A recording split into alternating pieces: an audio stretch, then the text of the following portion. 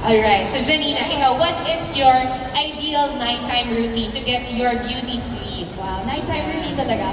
Super, first of all, hello. Wow, may opening remarks. Thank you so much, Eurotex staff, for having me. It's really such a calming space. Parang actually, so beautiful. Nag-iyoyon ako kasi ang kalmado talaga ng buong area. Ready na akong matulog si Janina. Yeah, so ito na yung pajamas ko eh. Ready na. But anyway, nakarelate ako sa sinabi ni Doc na you really have to wind down. And it's so important for me also, even if, yeah, sometimes the events we host for, or shows, or mga live broadcasts, late na tatapos, talagang non-negotiable. Kailangan ko munang mag-unwind. For me, that is one na kailangan relax muna yung mind ko as a workaholic. Yeah, I see you everywhere. Yeah, pero yan, kailangan talaga ng cut off. I know we all want to be our best selves. Minsan patulog na tayo, ay, yung mga to-do list ko, diba? Kailangan check, check, check. Or yung sobrang advance mag-isip, diba? Pero kailangan talaga, we owe it to ourselves na i-prioritize yung health natin and sleep talaga. Mawala na ang lahat, wag lang quality sleep because ang daming benefits talaga. Alam naman natin, we always hear beauty sleep. Totoo yun. It really can reverse your aging. Yan ang pinakamura na anti-aging na pwede natin i-avail of, right? Parang sunlight libre din. Yes, all you have to do is really commit to it. And promise, don't stress yourself out. Kasi minsan we're like, kailangan ko matulog na parang kayo na yung nasa-stress. Diba? Hirap lang nun. Ano lang, kalma lang. Like, matutulog na ako. Romanticize, diba? Romanticize your sleep routine. Yung wash your face. Sinusuklay mo yung buhok mo. Ganon. Parang, pina-fluff mo yung pillows mo. Mag-stretch ka konti, diba? Ayun, mga stress tapping. Mahilig ako sa mga ganyan. Ayun.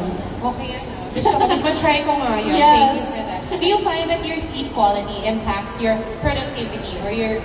Super. How? Super talaga. As in, minsan siguro na-try, hindi naman sa na-try ko, pero may one time, I remember ganun din, bago ako mag-host, talagang puyat ako that time, no choice, yung parang... Wala akong nag-iyon. Sabi ko, hindi ko makapit. What will I do? Hindi ko and then after nun, never again. Kasi I'm the type na I want to know the program by heart and then lahat chinichika ko. That time talagang hindi talaga, parang zombie. Hindi siya, I do not recommend not sleeping in short sabaw. Oo, so yun pala yun. So kapag yung kausap mo nakatunga na, yun, best, matulog ka na. Ayun, so you really have to. There's one time I remember na I really do believe about the sleep that you were mentioning, Doc. Because I also, like the other day, may mga 2 days, medyo puyat. Kasi I love to sleep. 8 hours, 9 hours, kaya pa rin. Pero may one time, siguro 6, 7. Tapos may one day, binawi ko, hindi ko inakala, naka 12 hours ako.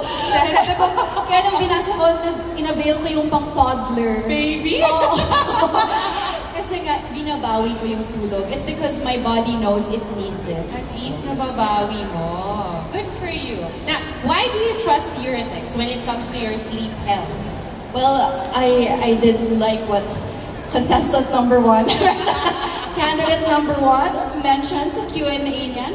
There is a specific mattress for everybody. And I don't know if you guys, kung nakabisita na kayo sa Eurotex showroom in Makati, oh my gosh, i-TikTok nyo yun, matutuwa kayo, sobrang saya. Para siyang museum. Alam niyo yung Goldilocks and the Three Bears, diba? Yung too soft, too hard, mga ganun. Ang dami, hindi lang 3. Sobrang dami. Different kinds of mattresses. Mag-enjoy ka dyan. And guys ha, di ba libre to? Ano naman tong entrance fee, di ba? Di ba, DJ Big Boy Cheng? Pasok ka lang, di ba? Pero bibili ka dapat. Paglabas mo, bibili ka dapat. It's so fun. And even the walls were padded. Tapos may mga rainforest sounds. Naalala ko yun. Sobrang saya. So, yun, there is a mattress for everyone. Even if you have scoliosis, diba? May mga ortho care. And then yung cooling, perfect for the Manila weather. Totoo. The sense of memory frost. Pag hawak ko pa lang, parang good mood na ako. Kasi parang may aircon ka nang nakadikit sa katawan. Yeah.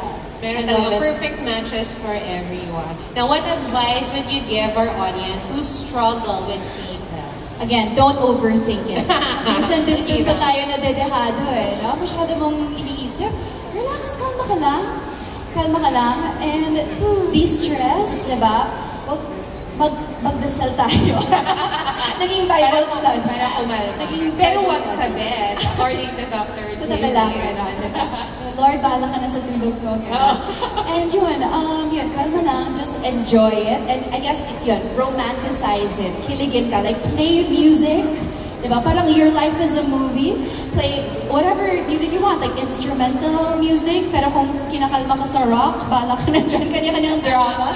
Kanya-kanyang drama. So yun, play music, put some aromatherapy, like, relax all the senses. For me, eye mask, gumagana talaga sa akin yun. Like a really good eye mask. Parang I like yung, saktong higpit lang. Chill, relax na talaga. Yes. Buong katawan. Yes. Thank you so much. We definitely learned a thing or two from you, Janina. Thank you. We'll see you again later.